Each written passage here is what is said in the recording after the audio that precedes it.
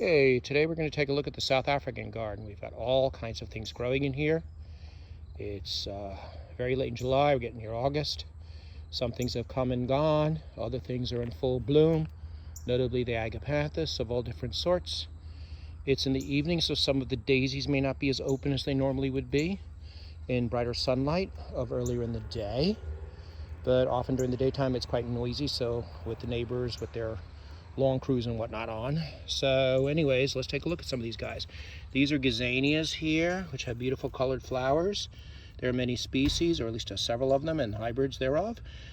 These are not at their prime this time of day. They close up in the later part of the day or when it's cloudy.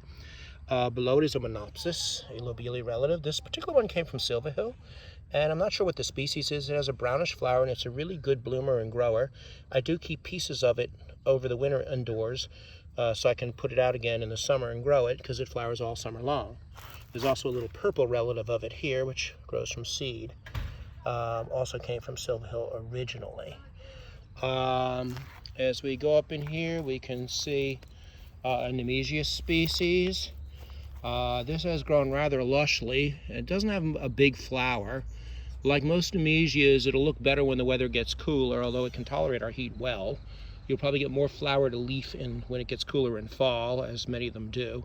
Makes small white flowers. I'm not sure which species it is, but I saw growing at Kapsahulk, I think it was, or Kapsahulp, in the High Veld Escarpment area.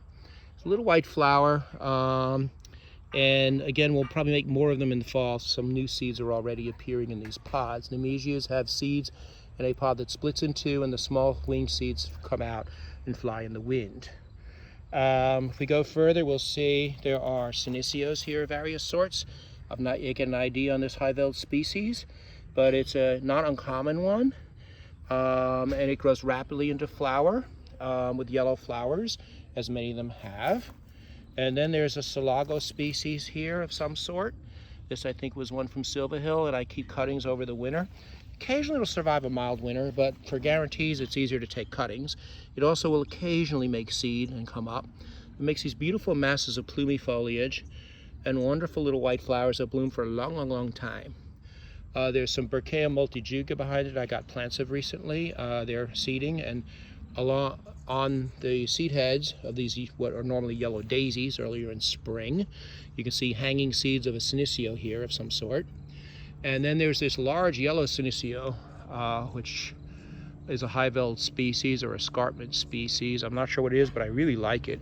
It's impressively large. It has small flowers, but they're in nice clusters. Like here's a really nice cluster of them.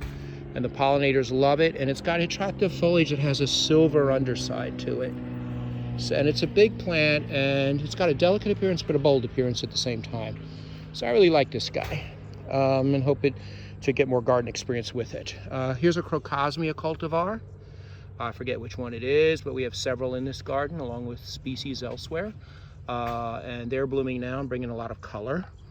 We have helichrysums in here, which I hope will flower before the winter comes, because some are hardy and some not hardy through our winters. Another Senecio relative. This is a yellow flowered plant that has a tuberous root. And then I put a little plant here of Camelina africana, which comes in several forms. They're yellow, orange flowered, and they do vary. And this particular one is a high veld one. And they spread rapidly to form little mats with yellow flowers that open up again in the mornings. Nuphalphias, many of them have finished blooming, but we still have quite a few still blooming. And some are coming into bloom like this guy. This one I grew from seed a long time ago. It goes under the name Galpinii, I think, but it also might be the same thing as, it's one of the small flowered species. Maybe, I'm trying to remember the other name, and it's escaping me at the moment. But it has bright orange little small delicate spikes on a plant with grassy leaves, and it's quite bold when it blooms, and it blooms right now at this time of year. Behind it you'll see glads of various sorts. Most of these are ones I grew from seed. They're hybrid and sometimes species. Here's one of my hybrids that apparently has Delaney in it from the closed flower shape, but it's got some really interesting stippling on it. You can see the little spots in there. They're pretty cool. Here is a true Delenii, a green flowered form, which is awesome, with these like blackish markings or purplish markings. It's really cool. I think this came from one of the seed exchanges, if not from Silver Hill. And it's got really cool flowers that are just hard to explain. And if we go further in, we can see there's a whole, I'll do a little panorama here, there's all kinds of agapanthus in bloom here. Most of these are headborn hybrids and collie hybrids sourced from the UK as seed and grown for many years. I give them a light winter mulch of wood chips and I brush it off, which makes eventually it rots in the garden. It also makes a nice mulch. And they do very well. They may or may not need it, but I don't want to take chances in a hard winter. Here we have a massive silver foliage. This is Senecio macrocephalus, which has an awesome yellow flower in spring. It's a tricky plant here. It suffers during hot summers, and so this is not its favorite time of year. We lost a few last summer. So far, these are doing good. If I can get them through, they'll bloom next year and make viable seed. One flower this year, we need 2 to flower to get seed on this species. And here we have an annual coming up. It comes up all over the garden. I often end up pulling them up. This is Cleome hirta. Again, the flower opens up more during the day, and you can see even in the closed flower, there's a bright little marking on the flower that it's like got these little markings on the upper petals that are cool, and the bumblebees love it. There's one flying around right now. Another yellow Senecio, another high-veiled species, or actually this was from the Drakensberg, I think. It's got a yellow flower again. Not the petals are reflexing backwards, or ray petal flowers, because it's getting dark. You know, it's evening now, so they don't like that. They open up when it's nice and bright. There's a nice Crocosmia cultivar in bloom. Got through the winter fine. It was a commercially sourced one from the US, and I forget what it is, but it's quite pretty and bright. As well as this Phygelius here. This might be Moonraker. One of the cultivars. It's got yellow flowers and got through the winter. They come in yellow, red. It makes a bush, and they can spread around, as you'll see later. Here's some true Gladiolus delenii in a more typical yellow and orange type of form. We have some other things here that I'm excited about. The Gladiolus papilio here is finishing up and even making seeds. It has a flower that's not in its optimal state at the moment, but it does have dark spots at the bottom, or dark markings. It is subject to Japanese beetle attack. They do love the color of this flower for some reason. Back here are 2 Ceratotheca triloba plants, or a species of Ceratotheca. This is a different form than the standard one in cultivation in the US, such that the one in cultivation is. This is a form that grows in the escarpment low-veiled area, and it had a very pale pink flower, paler than the normal purpley form, but not white, not pure white with gold lines like the white form that's in limited cultivation here in the US. So I'm very excited to see this bloom, and looking at the top of that plant, it won't be long. We also have another agapanthus here that has really tall stalks. Some seed-grown cultivar that has a really interesting white and blue flower and large heads, but the stalks are just about as tall as me. Actually, let's see how we measure up here. Let me see here how we do. I'll have to flip this thing. Let's see if I can do this right.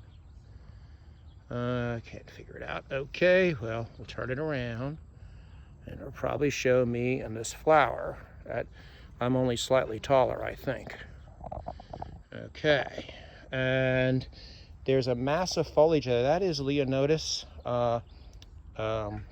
waldaha. This is a plant which has awesome orange flowers in fall. This particular plant survived the winter with a decently heavy wood chip mulch. I've never had them survive winter here before with a mulch, but this year it did, and we had a mild winter with a low of 9 Fahrenheit one night, which is unusually warm for our lowest temperature of the winter, which is usually closer to 0 Fahrenheit. So this is one of 2 plants that made it through, and it's growing back robustly. Next to it is a Drymia, which often have these little green, weird bell-like flowers, and it's making seed pods, and this particular bulb seemed to survive the winter. There are many Drymia species in the high veld in South Africa, as well as in the Cape, and they set seed readily, and they're easily grown from the little flat black seeds. Another little doer here that originally came from Silver Hill is a species of Lobelia. This is lobelia. I'm not sure which one it is. I thought it came as tomentosa, but there's nothing tomentosa about it. Maybe it's flaccida. It's got white flowers, and the thing seeds around and comes up everywhere, and is a massive bloom all the way to frost. Underneath is a portulaca, which I often have to pull up. This is one I collected many years ago, seed of in Botswana. It has a centimeter wide red magenta flower and fat leaves, but it does have to be watched because it will seed aggressively. So you do want to pull the extras out, which grow very well in the heat. Again, it will be open in the morning, so I'll have to do a video one morning of how the flowers look. We also have gerberas in here. These are a series of hybrids that I bred, and there's a typical cultivated double one here, which has survived with a mulch on it. That flower isn't looking great, but this one's a little better. These other guys are single flowered, and they're more cold hardy, I think, although they do get a mulch, and they have a mass bloom in spring, and you get occasional flowers later on in the year. Here's a dwarf white agapanthus with a self-sown tomato plant coming up behind it at the vegetable garden next to our South African garden. And here is another Nuphalphia. I think this is hirsuta, but it bloomed in spring, and now it's got a mass second blooming this year already. It's setting seed from the first blooming, which is actually ripening. We can take a look carefully at the pod here, and you'll see that it splits in three, and in there will be triangular black seeds, brown or black seeds. So Nuphalphias are pretty easy to harvest, although it's a tedious process if you're collecting seed. But it's got a whole other set of flowers coming, and the Nuphalphias have gotten to the point where they even self-sow in this garden. So here's a seedling coming up from, no doubt, seed that was dropped last year. We go a little further, and we see there's an ice plant here, Adelosperma. It was a pink when I grew from seed from Panayiotis Colitis' garden out in Denver. And a pink form came up here, and also a seedling reverted to a magenta form. So I don't think it's a true species at this point, but it's pretty hardy, and it's spread into a very large mat. And it flowers mostly in spring, but there are some isolated flowers even now. But again, because it's evening, we're not going to see them open up brightly. We can see a couple of magenta flowers there, a couple of pink ones there, but they would be much showier in spring when the thing's a sheet of color. There are geranium alcabaloides seedlings all through here that are self-sown, and I will have to thin them out. They usually don't survive a winter here, but they certainly self-sow readily. At the edge of the garden here, we see a shrub. There aren't many woody shrubs that are hardy from South Africa in our climate. They are dieback shrubs generally. This one dies back. I put a little mulch on it. It may or may not need it being against a wall. But this is one of the species related to persimmon. It's Diosporos, I think Lysoides, or one of the species related to it. And all I get is foliage here, but in a warmer climate, the branches would be permanent, and you would get flowers and little fruits. In the garden behind here, we have mostly South African stuff. There's a small agapanthus that goes by the name Wayside Clone. It was made available commercially in this country by Ellen Hornig, who ran an awesome nursery called Seneca Hill Perennials in upstate New York, where she grew a lot of South African stuff and other really cool stuff right by Lake Oswego in a really cold area.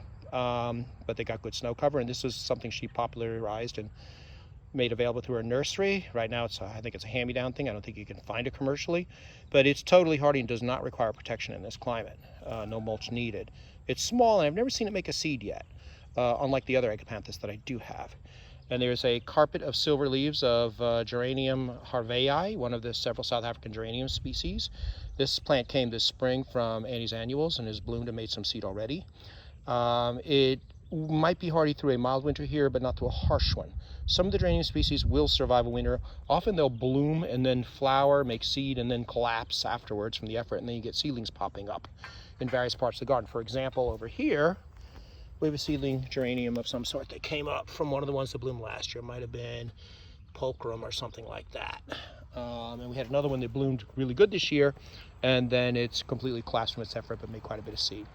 Many things will also self-sow as annuals, like this cleome with small yellow flowers. Again, they're closed because it's the end of the day. It's not the showiest of species. I wish Cleome foliosa would do this, which has a much showier yellow flower. It's a little harder to grow, but this thing comes up everywhere. Then there's Hermanias. This one's about to bloom with a yellow flower. This is one of the several summer growing species that will self-sow, but more work needs to be done trying more of them out. As we go here, we see another helichrysum with beautiful foliage, and it has little yellow flowers spring. It's much like Splendidum, but smaller. And it's pretty hardy. It's got little tiny yellow flowers and little clusters. They're fading out here, but you can see them. Its bigger cousin is over here, which is Helichrysum splendidum. This is a massive plant here that's probably about 8 feet, if not longer. And it had lots of pretty yellow flowers this spring. And the little straw flowers are drying and seeds are popping up and will fly all over the garden. It has beautiful silver fragrant foliage, easy from cuttings and from seed. Hardly known, but hardy without protection here. In a harsh winter, it will almost die to the ground practically and make new branches the following year after you trim away the old dead stuff. But it won't flower, or there'll be minimal flowers. In a mild winter like the one we had, with a low of only low of 9 Fahrenheit, as our coldest temperature, and most days above freezing. Almost every day was above freezing, even if barely. So we had very few prolonged freezing periods, and they weren't much this winter. And the climate's changing, so I think we'll have more winters like that. Most of the plant survives the winter fine. The leaves survive, and the plant will have a mass flowering, and you get beautiful flowers. Here's another Nymphophea that obviously bloomed massively earlier and is now seeding. And another Camelina africana here, which will have yellow flowers that open in the morning, and it's making a nice little mat. This is one of the high-veld forms of that very variable species. As we go along here too, this is the foliage of Gerbera jamsonii, the ancestor of the common Gerbers of cultivation, what they call Barberton daisy in South Africa. Got beautiful red and orange flowers, and I do protect with a good few inches of wood chips every year. And these plants have survived multiple years and flower mainly in spring, but they'll throw an occasional flower, especially when the weather starts to cool down as we get moving towards fall. We also have some other things coming up in here. This pink thing is a delicate thing called Diacia integrima. These seeds I have came from Silver Hill. It's not in its massive blooming stage at this point, but it flowers more in spring, and again, when it gets cooler, it'll flower more. And it's pretty hardy. A hard winter might kill it or kill it back, but you can prop it from cuttings and from seed if you have more than one clone. Diaceas usually require more than one clone to set seed. So you need to keep that in mind, because seed is always a good backup to have in case you have a bad winter or climatic disaster or some disaster in the garden. It's always good to have a few seeds in the fridge. We have some other things here. This is getting burnt out by the hot summer sun.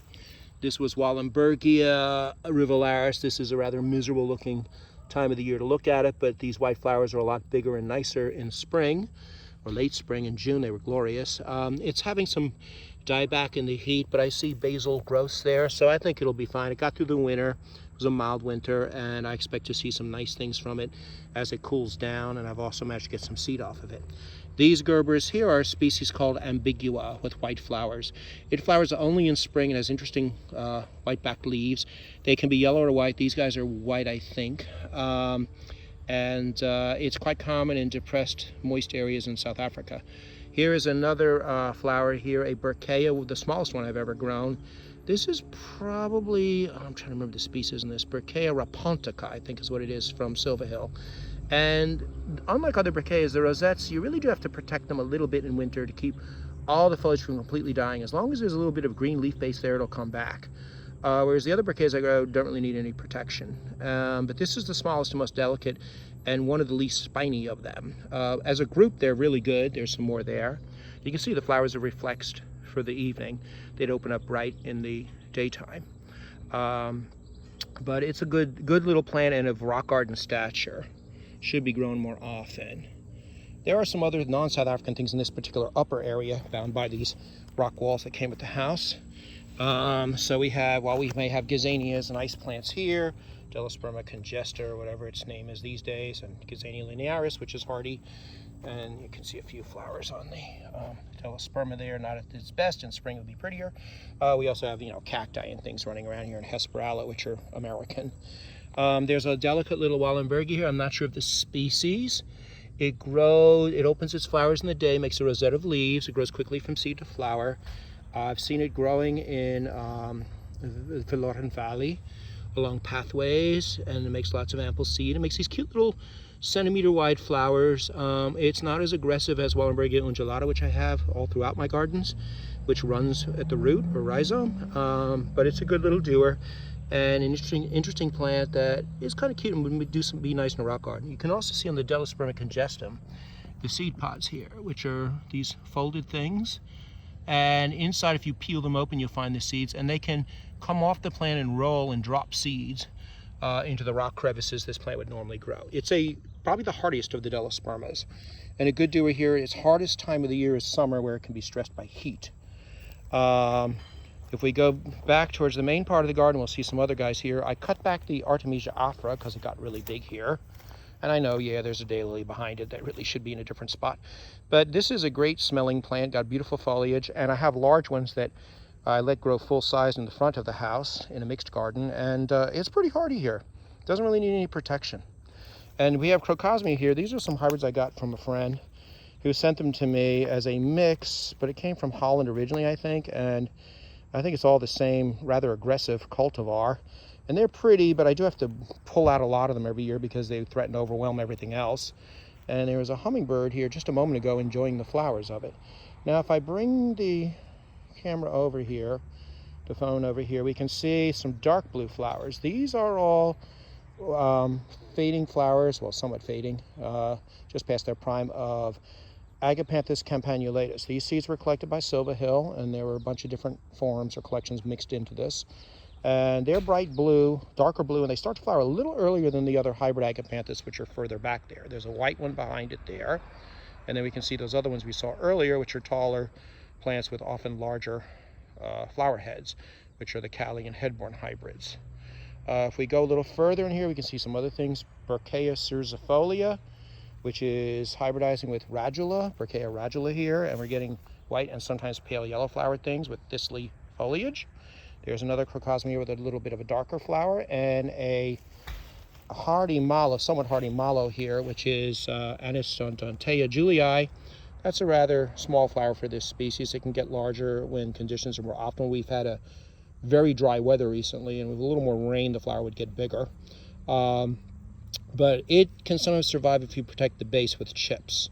We also have foliage here of Nerine Bodinii. This is a white flowered form, which makes flowers that bloom just before the frost is ready to take them. The foliage is a little yellow, again, because of drought stress right now, so I need to get in here and water this garden at some point because we've not had rain in weeks here, which is odd for New York. Now we'll go over here, and there's a couple of asparagus, sometimes called proto-asparagus species, which have been hardy here with some wood chip mulch on them for winter. I forget which ones they are. They came from Silva Hill. This little guy is the most likely to stay green during the winter, at least partially. And it's made lots of new shoots in the spring, and it's quite pretty. It is thorny, so you have to be a little careful. Looks like a little conifer of some sort, and is small. I don't see these guys flowering yet. I wonder if they need to have old growth to flower. So I don't see seeds, which would be nice to get on them one day. But they're pretty good doers, and they've been tough here for a few years. There's also more glads in here. This is a red flowered one that has been hybridizing with other things. It's came as from the Pacific Bulb Society, a seed of some species they said came from Madagascar, but we think it's a Dalenii that was cultivated in Madagascar or something. But it has Dalenii-like flowers in red and shades of red, and it hybridizes with other things, and you get variations in the flower. Like here's a nice bright red one that's a little different looking, and it's pretty hardy here, and they make seeds, and you can grow more of them. And there's another Nymphophia in here species, maybe Pufferantha. So many I forget what they are. It's already flowered, and yet more spikes are coming. It would appreciate a little more water. Many of them do grow in wet areas, but it's grown big over the years, and actually probably would benefit from division at some point. And we can get a closer look at that white Agapanthus here. Some cultivar I got from some British source. It was either Chilterns or maybe it was, what's that other place? Plant World Seeds. I start them indoors and grow them and probably keep them their first year inside, and then I place them out and give them a little bit of wood chip mulch, and not much, a couple of inches in winter, and they're hardy, and then spread the mulch around, and you get a nice little organic cover in the soil. Here's the other asparagus, which is growing quite large this year. This one dies back fully, and it's got this awesome furry foliage that isn't really spiny, so it's nice to play with. It's got ulstrum texture. Again, I don't see flowers on it. Might need the branches to stay on there for more than a year to get flowers. I don't know, but the plant's getting bigger every year. Actually, several plants in here from seed. Again, it was something that came from Silva Hill, who have awesome seeds. And then there's a Phygelius here. This is probably Africanus. It's one of the species. This was originally from a collection Panayiotis made. It's about to flower soon. It's grown into a beast plant that is probably 10 feet wide. I am trying to trim it back a bit because it's getting a little bit too aggressive. You get a lot of leaves and not as many flowers as I would like, and also chinch bugs here tend to bother it. They make like little black markings. So there's one there, I think. There's a little bug there. Let's see if we can get him. Causing trouble. There, he drops off as soon as I go after him. It is beloved by hummingbirds and will usually die back in our winters, sometimes more so than others. And in winter that's mild, more of it stays green at the base and it comes back faster. And here's another one. Oh, here's some open flowers here. Yeah, let me pull this guy in here. You can see this little bud here. Let me hold it because it's shaking too much. There we go. The hummingbirds love that. And they've actually begun to seed around. So if I go down near the ground here, we can actually see a seedling Phygelius here. They've actually seeded around occasionally. And we can see some other things here like this Calla. It's a cultivar of some sort. As I go down into this area, we have some other things like this. Oops, Silene armeri, you're not native. You go out and over the fence. All right, because only natives allowed here from South Africa or close enough. We're seeing a bunch of things here. There's a Senecio species, a collection Panayiotis made, of a species we don't know the name of. Here's some late flowers on it. It's got beautiful purple flowers. And unlike the other purple Senecios I grow, which I grow at least 3 different species, it makes runners, which travel underground and gently make new ones. Again, Senecio, the purple Senecios as a group all stress in summer. They don't like our heat and humidity, but they pop back in in fall. As soon as it gets cool, they start growing much more abundantly, and they set seed and will spread gently around the yard. This is a finished clump of a very rare Kniphofia, brevifolia, I think it is. Wait, hold on there. I think, Passiflora. It's a yellow flowered species from one locality along the coast somewhere of the Eastern Cape, I think, if not KwaZulu-Natal. And I believe it may be extinct in habitat or very close to it, yet it is grown in cultivation in this country. And it is pretty hardy. I do give it some wood chip mulch because it comes from a frost-free area in South Africa, yet it retains some frost hardiness. So with a little bit of wood chip mulch, it's guaranteed to get through the winters here, especially a mild one. I wouldn't try to get it through a harsh winter here without chips. I think that would kill it. But it's got delicate yellow flowers in spring, and it may throw up an occasional one later on, like if our rain ever comes back. I wouldn't be surprised to see it throw a few more spikes. Here we see a cultivar of Calla lily that had dark purple flowers, which are now dropping to the ground to make their seeds, and a Wallenbergia that came from Silver Hill. This is a lot like undulata, but the flowers are more delicate and the foliage is more delicate than typical undulata, which I have elsewhere in the garden. But it's got a massive blue flowers, and it's only going to get better from now through fall. As these flowers begin to multiply, and the thing will cover itself and become more vigorous with cooler weather. This is the typical Xanthodeschia thopica from South Africa. I forget whether this is summer or winter growing form. Unfortunately, Japanese beetles do love to attack it, but it's got a big white flower and bold foliage, and it does need water during these times of drought because in nature they come from wet areas. Over here as we go along, this is Hesperantha coccinea, Speciosa stylus. It's a water-loving plant. I saw it growing in South Africa this past January among rocks and streams. So I do water it a lot. It probably would like to be planted, like if I set up a stream or bog garden, it would probably like it better. This one's a typical red-flowered one, but we have other cultivars we got from out west that do come in other colors, like pink and white. There's some over here. There they are. Next to Oxalis depressa, which is closed for the evening, which is a really nice, hardy South African Oxalis from the summer rainfall areas. But rodents will try to dig the bulbs under some circumstances. This little pink-flowered Hesperantha already threw a flower and has a spike, which is early. They usually come later, September, October. But they're trying, but I probably should consider engineering some sort of water feature here, and I think they would like that better. We have also more agapanthus here. You see the bees go crazy over these things. I see a lot of honeybees on the pale one behind here. Let's go closer and see if we can see those guys working on them. Yep, there they go. The beloved of pollinators. They're out here early in the morning when I get up. I may get up somewhere in the mornings like 7 or 6 and come out here in the early light, and they'll already be on these agapanthus. And we also have more Senecios here. Here's another yellow flowered species from the Highveld. I don't know what it is, It's got cute little yellow flowers and seed pods. There's so many yellow daisies, DYCs as botanists call them, damn yellow composites, that are all over the South African veld and really do make a showy spectacle, especially in the high veld, but you have plenty of them in the fynbos areas as well, the various ones of various sorts. And here's another senecio here, and there's some other senecios I have growing that I'm waiting to see what they're going to be, and we'll be curious to see what they turn into. There's a nice stand of Haflicarpha scaposa back there with its yellow flowers. These got chewed up a little bit by beetles, but it's making fuzzy seed pods that will soon shed seed. Let's see what else we could see in this area. We'll walk up what goes for path here. This big leaf thing, which finished flowering with its bold red flowers, is the plough-breaker or plough-breaker, Erythrina zaharii, the only one of the coral tree group that is actually a herbaceous plant with a lignotuber, a fat woody tuber. I put two here that I originally grew in pots. One finally rotted and died, but I do give them a good wood chip mulch over the winter. This guy survived, and there's another one in the front of the house that also flowered this year. Rarely do they set seed here. Probably if I had more than one growing in the same spot and they could cross-pollinate, I would probably get a better seed set. But they make these massive leaves. They prefer the weather not to be too hot. You get spider mites sometimes. Oh, this guy's hanging in there.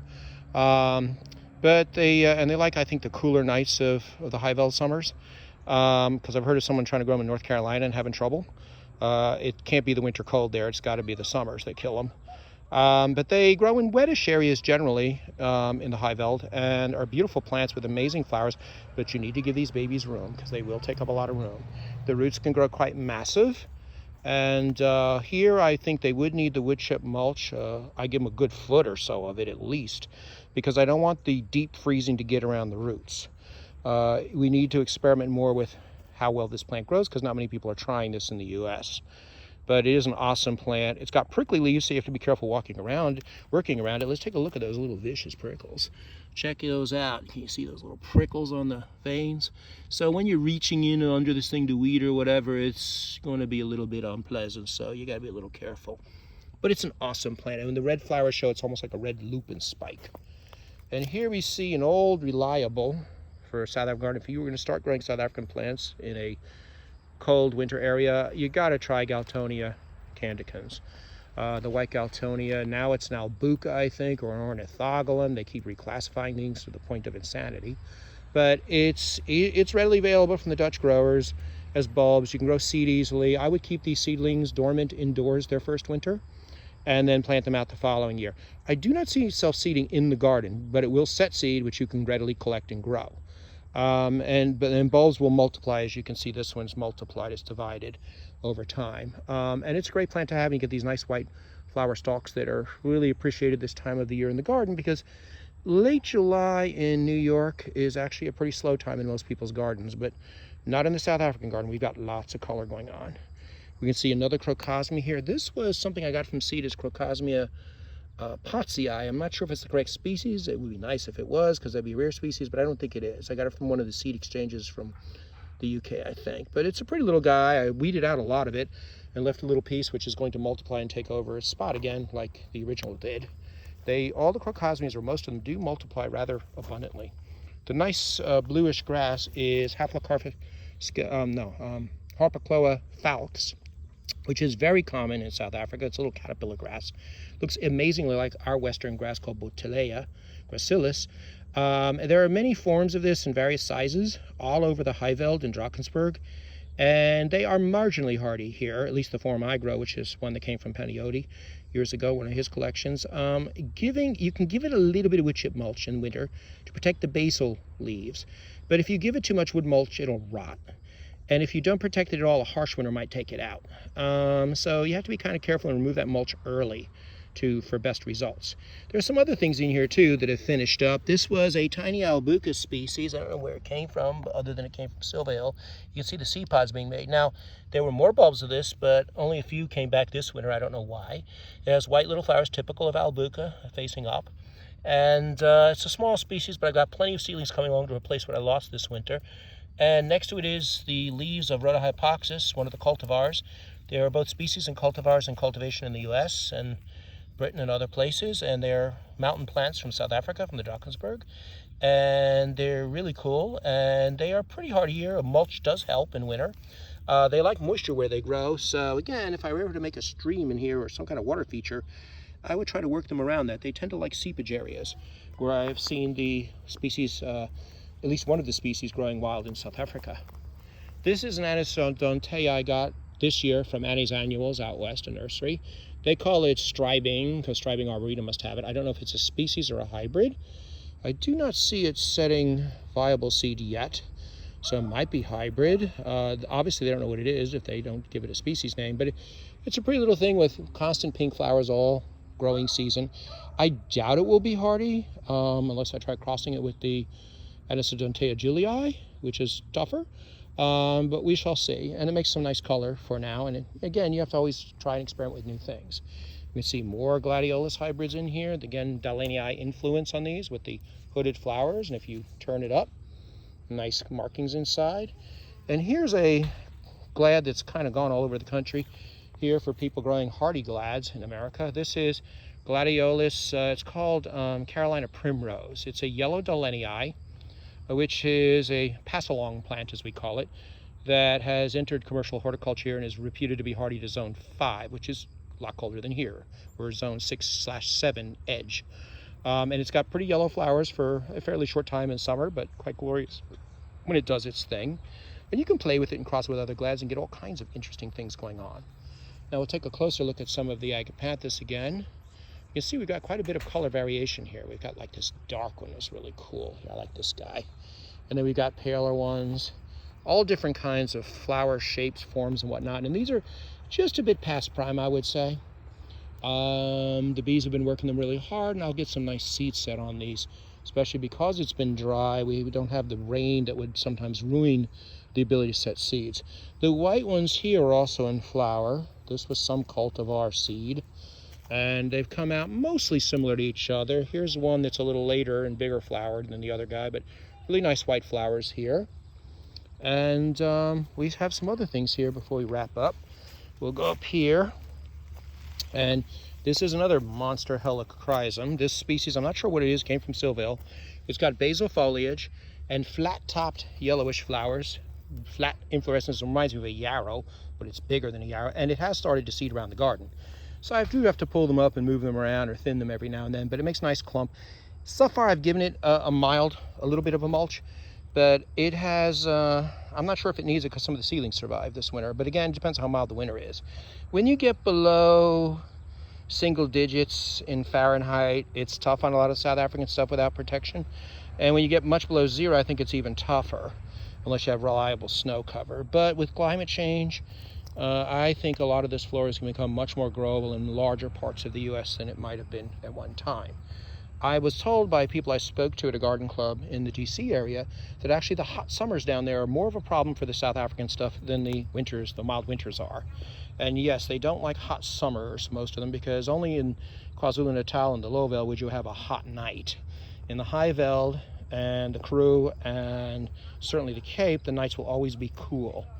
Here we have some stuff I set out for the summer, a dianthus. There's many of them in South Africa, actually. This particular one's not hardy. He goes out. He's a Cape species. So I put them out for the summer, and then I dig them up and put them back in. But there was a species here that came as Basudicus, Dianthus basudicus from Silville. It's finished flowering, and the flowers are not huge. Oh, wait, there's a small old one left. It's bug-chewed, but you can at least see the size of it. Not big. Not, by far, not the best form of Basudicus I've seen, but it is the hardiest. This thing survives here unprotected on these rock ledges I made, and it makes a lot of little seeds, and it's grown into more massive little cushions every year. Underneath it, you can see a little white crassulus species that's hardy here. It often freezes off of its roots, and then the little branches reroot again and grow and bloom and spread in the summertime. So I have it here in a couple of other spots. We also have back here, if I can get in here without crushing too much of the ice plants, and the glads here in their various colors. This is Nemesia fruticans, most likely. This originates from a form that Panioti collected in a place called, I think it was Verlatenkloof. And they've hybridized and grown over the years into God knows what in my gardens over many generations. But it's an annual here. It did survive, some plants did survive the winter this year on the patio in the rock cracks or the crevices between the bricks. That's not usual, but again, it was a mild winter. But regardless, even if they don't survive the winter, they self-sow and come up with abandon the following year, and they start flowering early, but they don't look like much right now. They got little white flowers or pinkish flowers. But as as fall comes and it gets cooler, the flowers get bigger and darker, and you get more flower to leaf ratio. So they become very noticeable and interesting come about September, October, as many other things are winding down. And so I always have to thin a few of them out, but I always keep a few around to give me some interesting material to provide some late color in the garden. Okay, we have a motorcycle going by. And again, I'll just give you a panorama of the garden again. We'll start here. See that Nifalfi we saw earlier. Glads and all kinds of things here. Agapanthus, which are really rocking the house here. And you do not see agapanthus growing in New York in gardens. You might see one in a pot. We've got the Galtonia. We've got more agapanthus glads. Glads really bring a lot of color. There's Carolina primrose again. And again, the Berchesa finished up with their thistle-like foliage. Really good group of plants, except they are spiny, but that does make them deer-proof, so that's good, although this garden's protected by a fence. And helichrysums of various sorts. And all kinds of other goodies in here. Oh, here's her flowers on the Hermania that self-sowed. Here it is. It's pretty. I love these light little, they look like little bells. I love them. And there's more species I want to try in the garden. So we'll wrap it up there, and we'll check this garden out another time. We can see other things in here. More agapanthus. Did I mention this large synestia from the Highveld? I should point it out again if I didn't already. I love these little clusters of daisies on this big, impressive plant with its gray-backed foliage. It's a beast and actually really impressive, along with many other things. Ceratotheca triloba coming into flower, a Loveld form of it with unusually light pink flowers that I'm excited to see bloom for the first time in America. And we can even see back there behind the Dremia, we see the Leonotis lenoris coming back as a big bush. From this winter, it was protected with lots of wood chip mulch and will come back vigorously. And we can see also, I'll point out again, this little lobelia, which is just full of blooms and self-sows readily. Another wonderful thing I got from Silver Hill Seeds. Okay, and we'll wrap it up for today.